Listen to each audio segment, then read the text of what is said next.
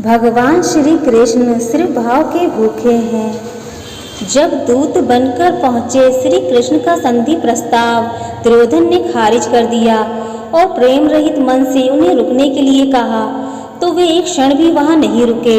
वे विदुर के घर पहुँचे। विदुर की पत्नी ने उन्हें बड़े आदर सत्कार से बिठाया। महात्मा विदुर की पत्नी का नाम पार्सवी था।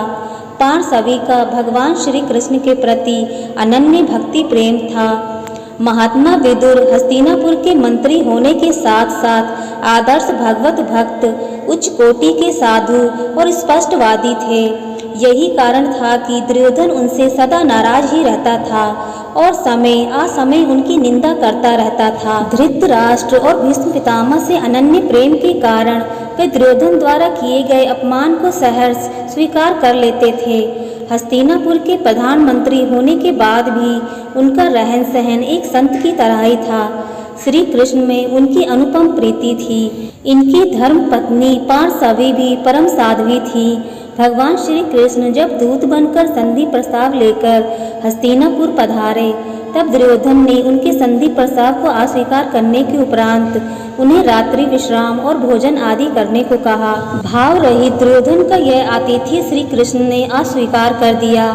कारण पूछने पर श्री कृष्ण ने कहा, हे दुर्योधन, किसी का आतिथ्य स्वीकार करने के 3 कारण होते हैं, भाव, प्रभाव और अभाव। अर्थात तुम्हारा ऐसा भाव नहीं है जिसके वशीभूत तुम्हारा आतिथ्य स्वीकार किया जाए। तुम्हारा ऐसा प्रभाव भी नहीं है जिससे भयभीत होकर तुम्हारा आतिथ्य स्वीकार किया जाए। और मुझे ऐसा अभाव भी नहीं है जिससे मजबूर होकर तुम्हारा आतिथ्य स्वीकार किया जाए। इसके बाद श्री कृष्ण वहां से प्रस्थान कर गए। दुर्योधन के महल से निकलकर वे महात्मा विदुर के आश्रम रूपी घर पर पहुँचे। महात्मा विदुर उस समय घर पर नहीं थे तथा पार्सवी नहा रही थी। द्वार से ही श्री कृष्ण ने आवाज दी, द्वार खोलो, मैं श्री कृष्ण हूँ और बहुत भूखा भी हूँ। पार्सवी ने जैसे ही श्री कृष्ण की पुकार सुनी तो भाव के वशीभूत तुरंत वैसे ही स्थिति में दौड़कर द्वार खोलने आ गई। उनकी अवस्था को देख श्री कृष्ण ने अपना पीताम्बर पार्सवी पर डाल दिया। प्रेम दीवानी पार्सवी को अपने तन की सुधि कहाँ थी।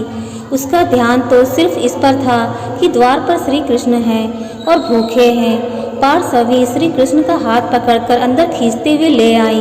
श्री कृष्ण की भूख शांत करने के लिए उन्हें क्या खिलाएं, यही कौतूहल उसके मन में था। इसी प्रेमोन्नत स्थिति में उसने श्री कृष्ण को उल्टे पीढ़े पर बैठा दिया। दौड़कर पार्सवी अंदर से श्री कृष्ण को खिलाने के लिए केले ले आई। श्री कृष्ण के प्रेम भाव में वो इतनी मग्न थी कि केले छील छील कर छिलके श्री कृष्ण को खाने के लिए दिए जा रही थी। श्री कृष्ण भी पार्सवी के इस अनन्य प्रेम से वशीभूत हो केले के छिलके खाने का आनंद ले रहे थे। तभी महात्मा विदुर आ गए। वे कुछ देर तो अचंभित होकर खड़े रहे, फिर उन्होंने पार्सवी को डांटा। तब उसे ध्यान आया और वह पश्चाताप करने के साथ ही अपने मन की सरलता से श्री कृष्ण पर ही नाराज होकर उनको उल्हाना देने लगी। छिलका दीन्हे श्याम कहे, भूली तन मन ज्ञान, खाए पे क्यों आपने, भूली गए क्यों भान। भगवान इस सरल वाणी पर हंस दिए। भगवान ने कहा, विदुर जी, आप बड़े बेसमय आए, मुझे बड़ा ही सुख मिल रहा था। मैं तो ऐसे ही भोजन के लिए सदा अतृप्त रहता हूँ। अब विदुर जी भगवान को केले का गूदा खिलाने लगे। भगवान ने कहा, विदुर जी, आपने केले तो मुझे बड़ी सावधानी से खिलाए, पर ना मालूम क्यों इनमें छिलके जैसा स्वाद नहीं आया। ये सुनकर विदुर की पत्नी की आंखों से अश्रुधारा बहने लगी, क्योंकि वो समझ गई कि भगवान सिर्फ भाव के भूखे होते हैं। जय श्री राधे कृष्णा।